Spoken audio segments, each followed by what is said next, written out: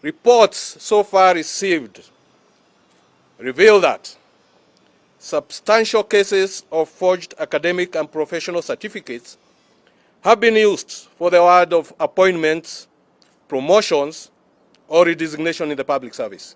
That we are going to play our part diligently in accordance with the law and take appropriate action against all the culprits.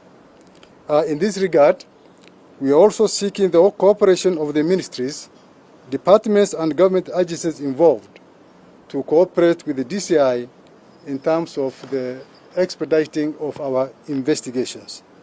When we start using fake certificates, the message outside there is that don't rely on the Kenyan certification system. People use a lot of bogus certificate. You are undermining the education system of this country, which is currently very reputable and respected. So when we get hold of you through the vetting and authentication by agencies, my brother, the DCI, will look at the forgery aspect. Us will even do the forgery aspect and will try to recover the money you have been paid.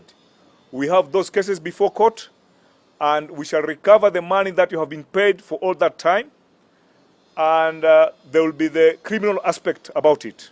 And so it is very important that we preserve the integrity of our education system and the certification that shows and indicates the level to which a person has gone through school and qualified. When that is undermined, then we undermine the whole foundation of our society development and our place in the global arena, just like Chair has already said.